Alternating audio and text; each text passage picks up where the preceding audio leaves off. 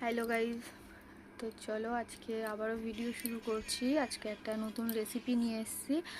অনেক দিন পর বলাটাও ভুল হবে, কয়েক মাস পর ভিডিও করছি। কিছু কারণের জন্য ভিডিও করতে পারিনি বা দিতে পারিনি। তো চলো আজকে ভিডিওটা শুরু হচ্ছে রান্নাঘর থেকে। একটা নতুন রেসিপি, চিকেনের রেসিপি শেয়ার করব। তো চলো দেখতে থাকো সারাদিন কি করি। চলো দেখো, ধনেপাতা চিকেন করার জন্য আমার এখানে আগে আলু ভাজা হয়ে গেছে। ওই আলু ভাজার তেলেই গোটা গরম মশলা, শুকনো লঙ্কা, একটু সাদা জিরে, এলাচের মুখগুলো একটু ফাটিয়ে নিয়েছি, তেলে দিয়ে দেবো। তার সঙ্গে দেবো দুটো তেজপাতা,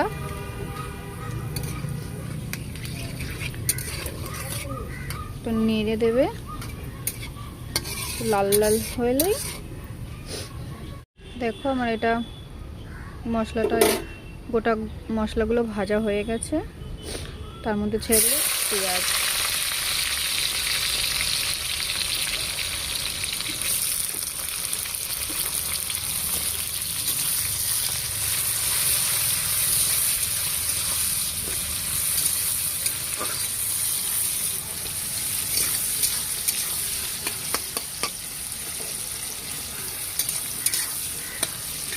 পেঁয়াজটা লাল লাল করে ভাজা হোক।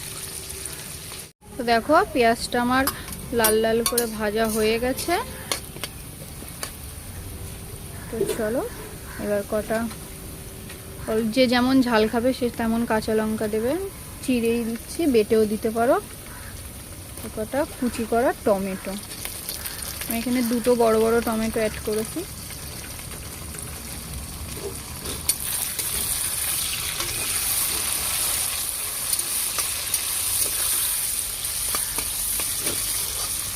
চলো এবার এটা আস্তে আস্তে টমেটোটাকে ভাজি।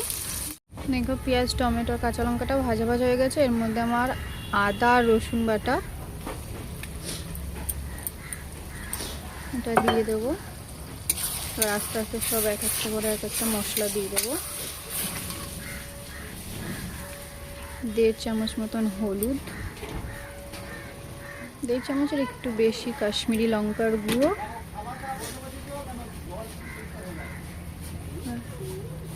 আর পরিমাণ মতন লবণ। তো চলো এটাকে এবার ভালো করে কষাই। মশলাটা একটু নেড়ে চেড়ে সামান্য পরিমাণে একটু চিনিটা দিয়ে দেবো, যাতে টেস্টটাকে ব্যালেন্স করার জন্য, কালারটাকে সুন্দর আনার জন্য। তো দেখো আমার মশলাটা কষানো হয়ে গেছে, সাইড থেকে তেল ছেড়ে দিয়েছে। এবার আস্তে আস্তে আমি ধুয়ে রাখা মাংসটা দিয়ে দেবো।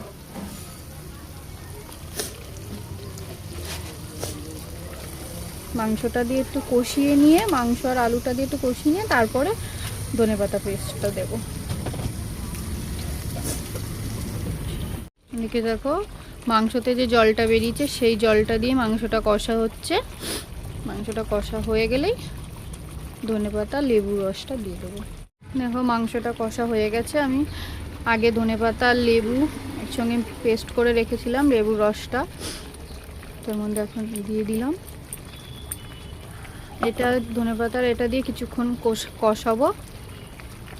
দেখো ধনেপাতাটা দেওয়ার পর কালার চেঞ্জ হয়ে গেছে। ধনেপাতা দেওয়ার আগে একটা গন্ধ ছিল, এখন অন্যরকম গন্ধ হয়েছে। তো চলো এবার আমি পরিমাণ মতন জল দিয়ে দেবো।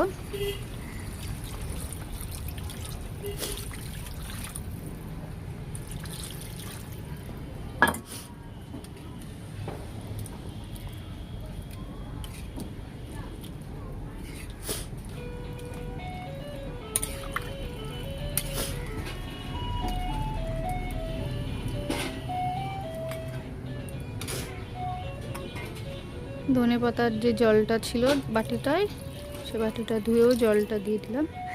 তো চলো গ্যাসটাকে এবার জোরে দিয়ে দিয়েছি। আস্তে আস্তে ফুটুক, এবার ফুটলে আবার কালারটা দেখাচ্ছে। তো দেখো মাংসটা ফুটছে, একটু টেস্ট করে দেখে নেবে নুন কম আছে কিনা। আমার কাছে মনে হলো নুন কম লাগছে, আমি একটু নুন ছড়িয়ে দিলাম।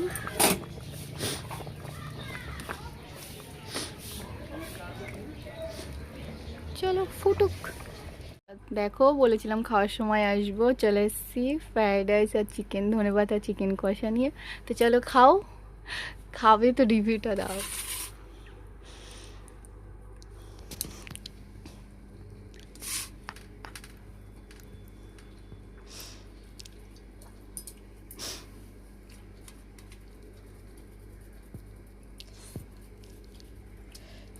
ভালো তো চলো এবার আমি একটু খেয়ে দেখি কেমন হয়েছে। নিজের রান্না তো সবাই বলবে ভালো হয়েছে।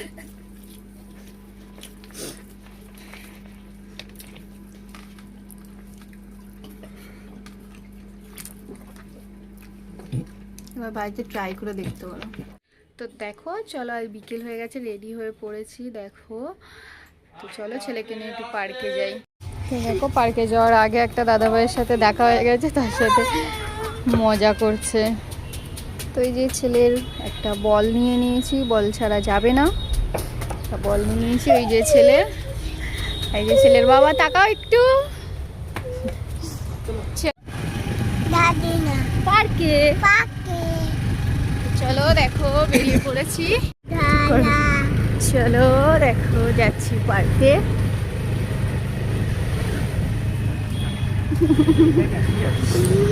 সত্যি বললাম।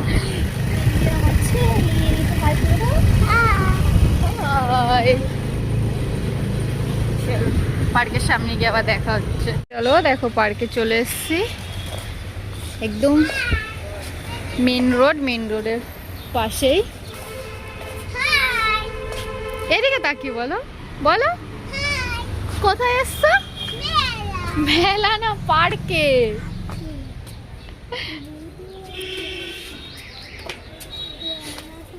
কত লোক দেখো, পার্কে আরো লোক হয়, এখনো সবাই এসে পৌঁছায়নি। সুন্দর পার্কটা,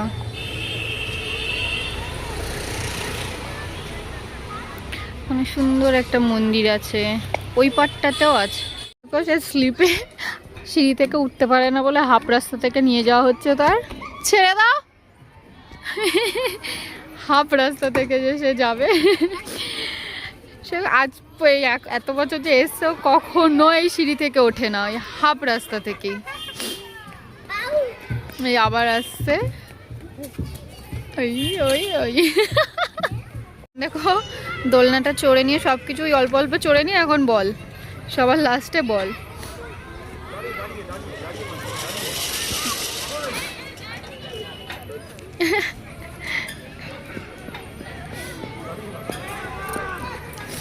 ওই মেরেছে।